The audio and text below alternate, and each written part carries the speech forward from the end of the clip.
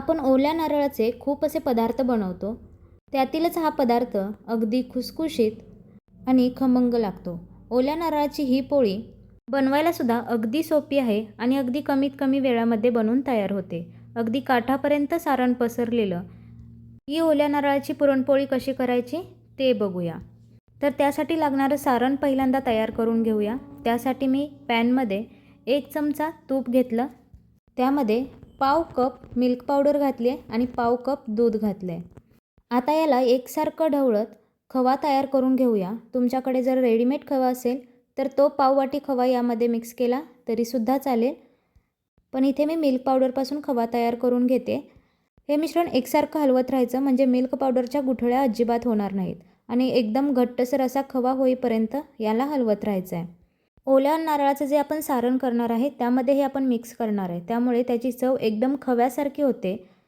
खोबऱ्यामध्ये गूळ घातल्यानंतर थंड झाल्यानंतर थोडंसं कडकपणा येतो, त्यामुळे हा खवा जर आपण त्यामध्ये वापरला तर अजिबात ते कडक होणार नाही.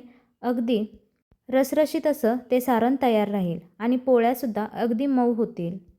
जवळपास खवा बनत आलेला आहे, तर हा खवा आपण एका वाटीमध्ये काढून थंड होण्यासाठी ठेवून देऊया. त्यानंतर याच पॅनमध्ये मी आता पुन्हा 1 चमचा तूप घातलेला आहे आणि यामध्ये आपण ओल्या नारळाचा खीस घेणार आहे.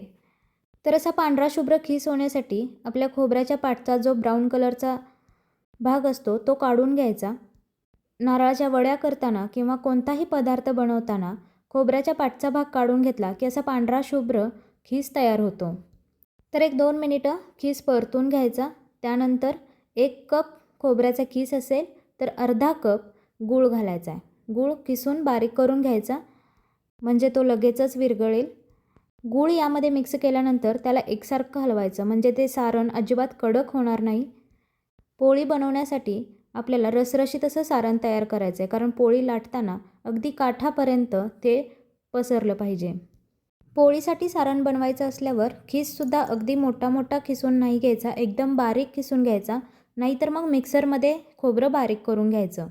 गूळ पूर्णपणे विरघळून यामध्ये सारण बनण्यासाठी 3 ते 4 मिनिट लागतात. त्यानंतर मी थोडीशी वेलची पावडर घातलेली आहे आणि मिल्क पावडरचा जो खवा बनवलेला आहे तो आता घालायचा आहे. पूर्णपणे गूळ विरघळल्यानंतर यामध्ये खवा ॲड करायचा. आता हा खवा व्यवस्थित त्यामध्ये मिक्स करून घ्यायचा. यामुळे पोळीला चव खूप छान येते आणि सारणसुद्धा अजिबात कडक होत नाही, अगदी रसरशीत राहतं. पूर्णपणे खवा, खोबरं, गूळ एकजीव झालं असेल तर गॅस बंद करायचा आणि हे सारण एका भांड्यामध्ये काढून घ्यायचं. असंच पॅनमध्ये सोडलं तर सारण कडक होईल. पोळीसाठी लागणारी कणिक मळून घेऊया. त्यासाठी मी इथे गव्हाचं पीठ घेतलेलं आहे. इथे मैद्याचा वगैरे वापर करायची अजिबात गरज नाही. नॉर्मल आपण पोळीसाठी जसं कणिक मळून घेतो तशीच कणिक मळून घ्यायची. त्यामध्ये थोडंसं मीठ घातलं आहे. पुरणपोळीसाठी जशी आपण सैल कणिक मळतो अगदी तशीच कणिक यासाठी मळून घ्यायची. कणिक मळून झाल्यानंतर 10 ते 15 मिनटं ही कणिक भिजण्यासाठी ठेवून द्यायची, म्हणजे पोळ्या अगदी मऊ लुसलुशीत होतील. कणिकसुद्धा व्यवस्थित भिजलेली आहे आणि हे सारण बनवलेलं आहे ते सुद्धा व्यवस्थित थंड झालेलं आहे. तर सारण अजिबात कडक झालेलं नाही, अगदी रसरशीत आणि मऊ राहिलेलं आहे, त्यामुळे अगदी काठापर्यंत हे सारण पसरू शकतं. पुरणपोळीचा जसा उंडा बनवतो अगदी तसाच याचा उंडा तयार करून घ्यायचा.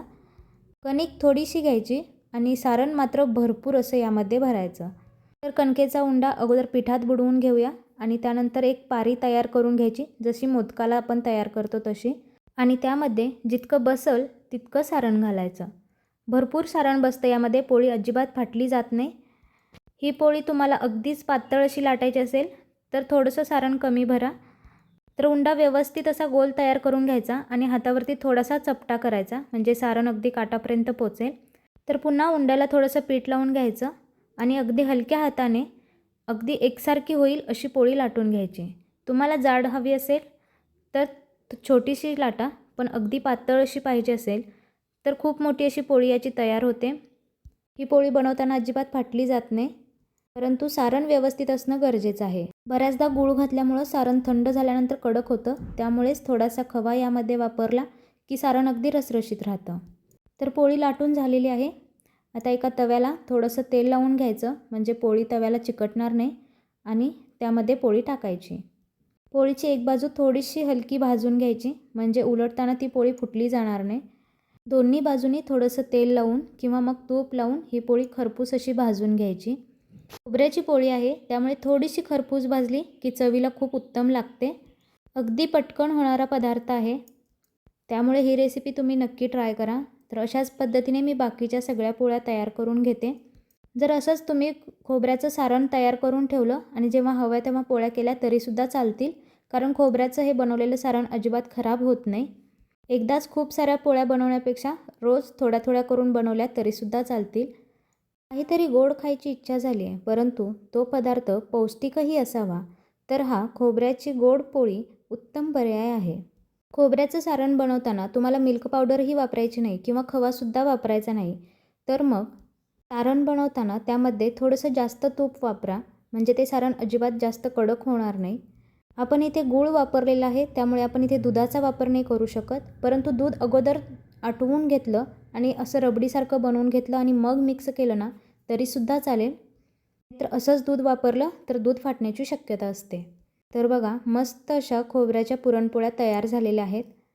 कणिक मळताना यामध्ये आपण अजिबात हळदसुद्धा घातलेली नाही, तरीसुद्धा त्याचा रंग बघू शकता किती छान आलेला आहे. तर ओल्या नारळाचे तेच तेच पदार्थ खाऊन जर कंटाळा आला असेल ना तर ही पोळी तुम्ही नक्की ट्राय करा.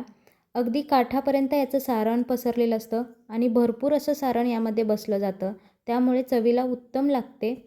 बनवायलासुद्धा अगदी सोपी आहे. जास्त साहित्याचीसुद्धा अजिबात गरज पडत नाही.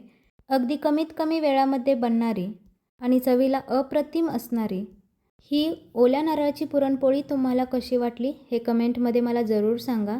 व्हिडिओ आवडला असेल तर व्हिडिओला एक लाईक नक्की करा व चॅनलला सबस्क्राईब करायला मात्र अजिबात विसरू नका.